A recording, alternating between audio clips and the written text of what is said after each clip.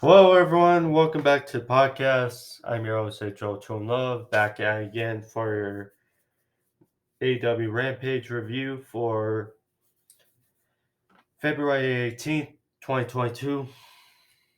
Solid 1 hour of television.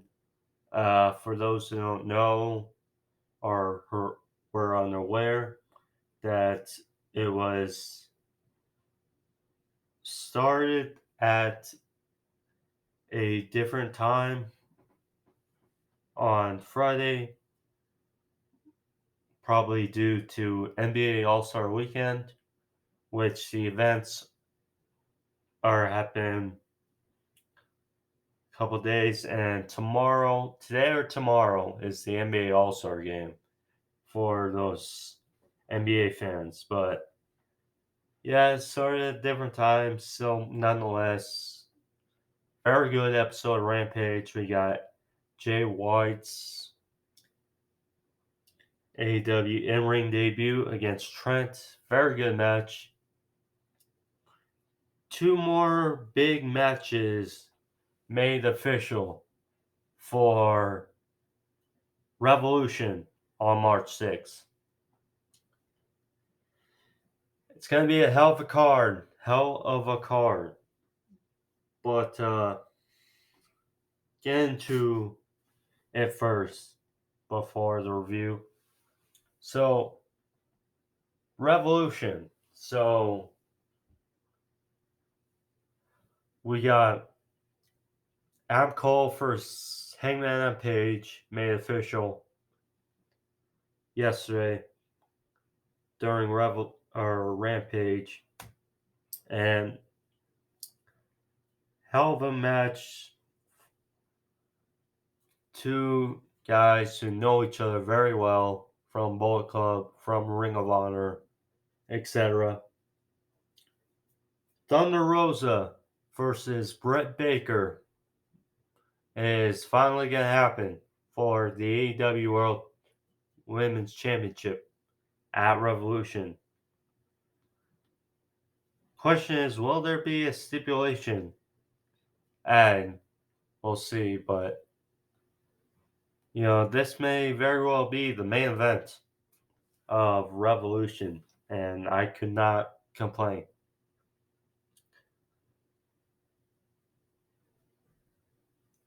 We got the Face of Revolution ladder match happen. We got another qualifier yesterday as Powerhouse Hobbs, who's getting better each week, beat Dante Martin in a very good match to qualify for a Face of Revolution ladder match. So half the field is in. We got Wardlow, Keith Lee, and Powerhouse Hobbs. That's going to be a hell of an affair. Got the triple threat tag team match for the tag titles, which I'm expecting the Young Bucks and Red Dragon to be in the two slots. So that's going to be very interesting. But yeah, Revolution and the dog car match between CM Punk and MJF, that's going to be brutal. But yeah, Revolution is going to be very key March 6th.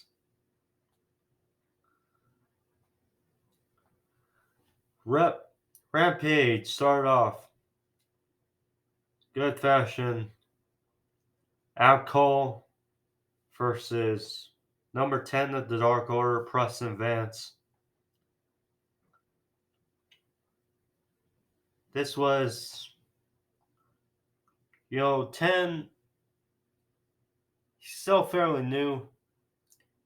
He was brought in by Brody Lee 2 years ago. And since he's done well, he's had spurts, but he's proven this match against Adam Cole, this was only to further the storyline between Adam Cole and Hangman. But saw a match between the two. So Cole, of course, smart but quicker of the two, targeted the knee of 10, slammed it into the post a few times.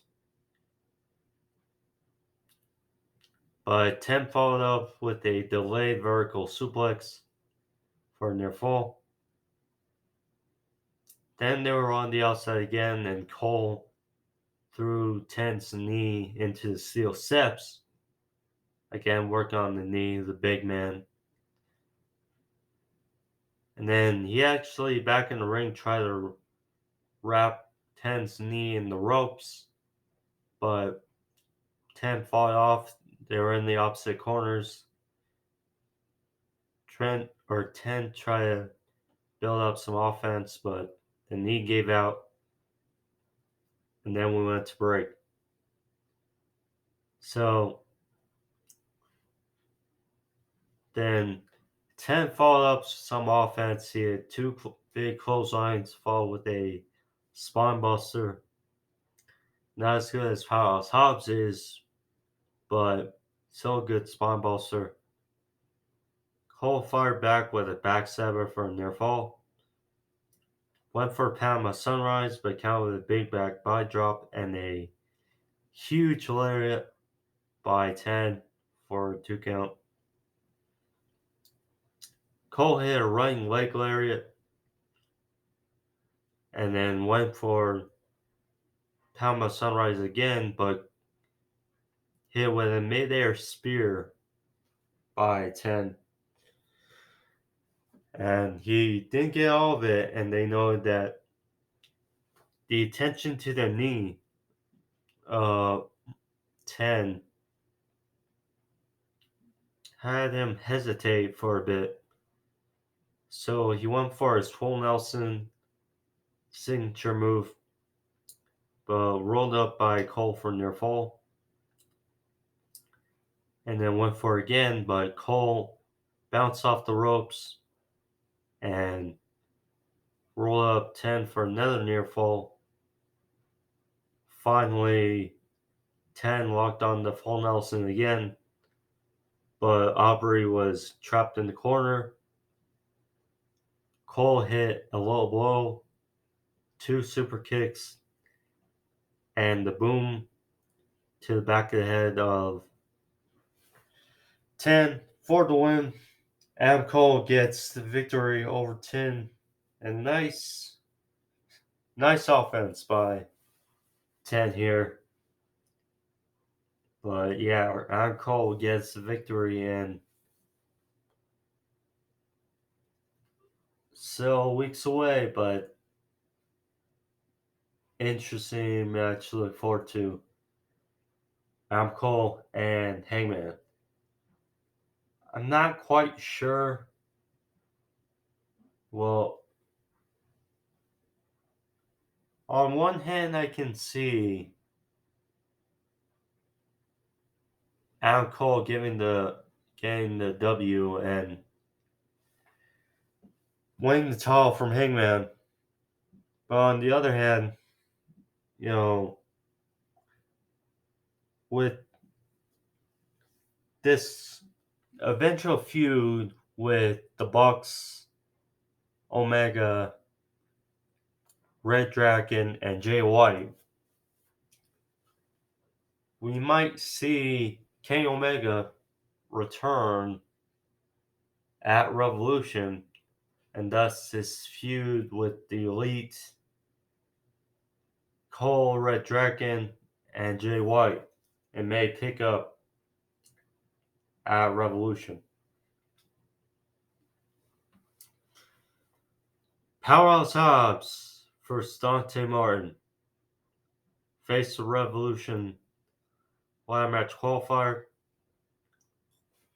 Solid match between two of the young bright stars of AEW. Well, Powerhouse Hobbs is, I believe, late 20s, but so improving in AEW, and he's gonna be a stud for years to come. Dante Martin, high flying and exciting, still despite his brother being out. Still wonder when Darius is gonna come back, but we'll see. But solid match. Hobbs ran in to Dante to start and looking to beat down on Dante from the get go, but Dante fired back with some strikes, hit some kicks to the back of the head off the apron. Went for a springboard, but was caught in midair by Hobbs. Still, Dante was raining down strikes, and then eventually Hobbs just first he hit a suplex on the top rope, and then just body blowed him, knocked him off the apron to the outside. Brutal spot, and that was from break. So he threw Dante back in the ring and tossed him across the ring, and then he did the Keith Lee taunt or mocking Keith Lee in the middle of the ring when he plays along with the singing of the crowd.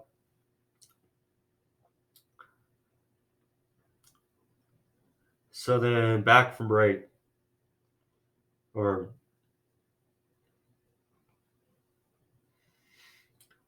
so Dante was firing back with some strikes, but was interrupted by a crossbody by Hobbs for a 2 count. Dante a springboard European uppercut after some uppercuts for a near fall. He had beautiful twisting tope on the outside, then a shotgun missile dropkick for a near fall. Then finally Hobbs hit big spinebuster by Dante or on Dante for the win. And Powerhouse Hobbs is the third qualifier for the Face of Revolution ladder match happened on March 6th. It's interesting. Ladder match is built with high flyers, but so far that's not the case. You have two, or actually three big horses in this match so far. Powerhouse houses Keith Lee, Wardlow, and Powerhouse Hobbs. I mean, a little different. This is gonna be chaos, chaotic mess. So we got Jade Cargill backstage. She was interrupted by Matt Hardy, and it was announced that Jade Cargill faced the Bunny for the TBS title next week. Now, Jade Cargill recently has been wearing this money suit. She dyed her hair green, playing up the fact how people say she's green. And well, she's still improving. That's still a thing. She's improving, but she looks the part, she says the part, and it's just in ring. She needs to improve, and she's getting there. It's just with matches like this versus the Bunny, I don't think that's the right approach to improve, especially when you have a bunch of people saying she's great. But, Cargo gets another win. I suppose that helps. So, yeah. Then we go to Serena Deeb in her 5-minute rookie challenge, open challenge. She faced Angelica Risk. This was so she dispatched a KR Ket in 1 minute. This a little bit longer, but not by much. She made Risk tap out in 2 minutes, 5 seconds. Powerbomb, surrender lock by Deeb for the win. Serena Deeb, her role, her current role is just getting better and better. Great in the ring. So then we got the main event. Jay White versus Trent Barreta. This was a very good match. Very good. Again, I don't see Jay White wrestle a lot. I mean, I do watch New Japan from time to time.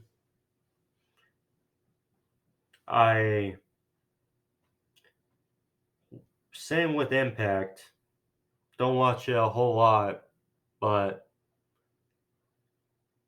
catch up on it. So I haven't seen much of Jay White's matches recently, but so know of his feats with Kenny, and this match with Trent, very good opponent in his first match. So they were on the outside, and White slammed Trent to the barricade, and the apron back and forth. Finally, Trent was thrown to the barricade again, but countered with a lariat on White, knocked him down. Crazy spot here, but White, they were back in the ring. Suplex Trent from the edge of the ring to the outside. So Trent took a tumble, but White needed some breathing room. So then, during the break, White walked on looked like a Indian deathlock, folded over with the bridge with a chokehold, but Trent got to ropes. He launched Trent with a suplex on the top rope for near fall.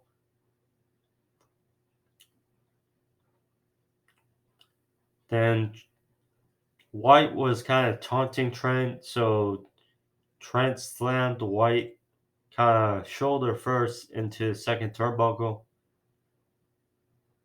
Trent landed a so-so moonsault that could have been disastrous from the second rope to the outside on White.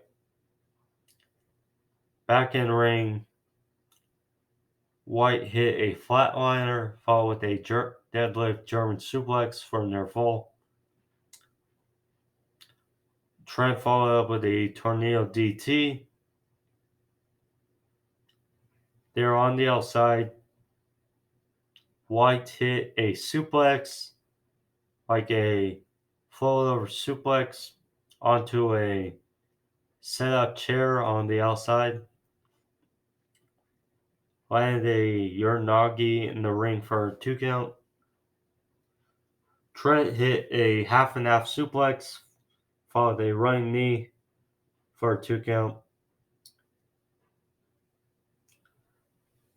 Then a big lariat and a pile driver again for another near fall. Then Trent showed urgency, went for the strong zero. But Jay White, the dastardly Jay White, just flew it out of it and countered in one swift motion. Countered the strong zero into the Blade Runner for the win. Jay White gets the victory over Trent Barreta in his first match in AEW. Afterwards, he nonchalant bumped into Orange Cassidy, and Orange Cassidy did not take a liking to this, so we may get an Orange Cassidy Jay White match. I'm okay with that. I feel that at Revolution is when things may pick up for Jay White in AEW with this whole Red Dragon, Young Bucks, Kenny Omega stuff, Adam Cole. I think that's when we really get the gist of why Jay White is here. As for now, getting him in a couple good matches against Trent and Orange Cassidy, I'm all for. So, yeah. If he's going to be here for an extended period. So, going to be good to see. But that was how Rampage went off the air. Nonetheless, ladies and gentlemen, hope you guys enjoyed it.